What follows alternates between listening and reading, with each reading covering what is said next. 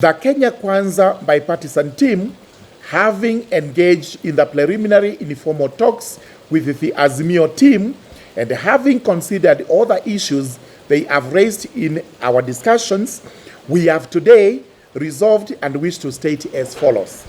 Number one, the Kenya Kwanza team remains committed to the bipartisan process, and we have endeavored to bend backwards to accommodate the views and concerns of our colleagues, some that we have considered to be most unreasonable and designed to derail and stall the process.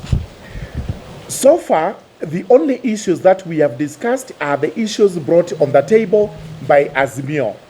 We are yet to table our issues of concern and issues which will have to be discussed in these talks.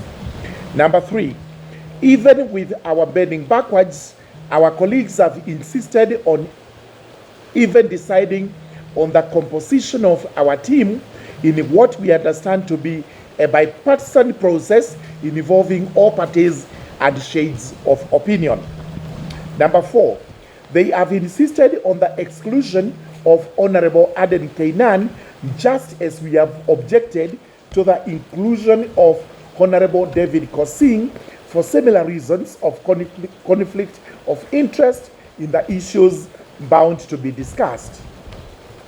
However, appreciating that the informal discussions were aimed at agreeing on the terms of reference to pave way for the formal process, we have further considered their objections to the Honorable Kainan, and on account of only one subject of discussion in this process, i.e., that is to say, the protection of multi-party democracy and party discipline, and resolved to once more bend backwards to save this process from imminent collapse.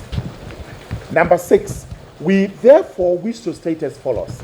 A, our colleagues cannot have their cake and eat it at the same time. They have to choose between the route of peace or chaos, the route of bipartisan process, or their campaign of violent chaos only aimed at blackmailing the nation. We therefore call upon them to choose the route of bipartisan engagement, and that we are ready to engage them, but only if the only engagement we have is actually that bipartisan talks.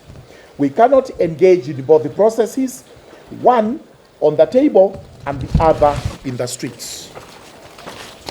Number B, to demonstrate our commitment to the one process of a peaceful bipartisan engagement, we are ready to recuse the Honorable Aden Kainan from the process if the issue they consider to be in conflict with the Honorable Kainan will be part of the terms of reference of the formal process.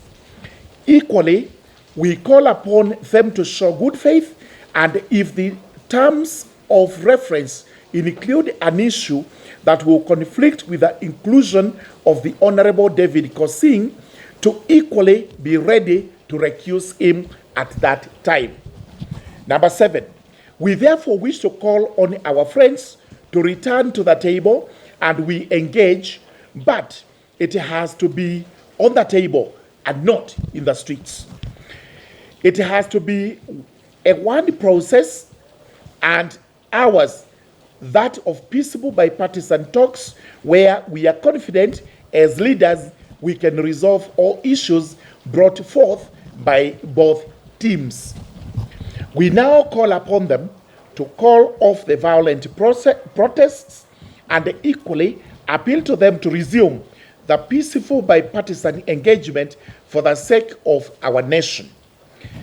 To demonstrate this, I have this afternoon, as co-chair from the Kenya Kwanza coalition, written to my colleague, the Honorable co-chair Otiende Amolo, inviting him, under the leadership of the House, both in the minority and in the majority, for a discussion around this proposal to break the impasse and at the earliest opportunity available to them. And that opportunity is actually Tuesday, the 2nd of May, 2023 at 1 p.m. Signed by me, Honorable George Gitonga Murugara, co-chair, Kenya Kwanza, Bipartisan Talks.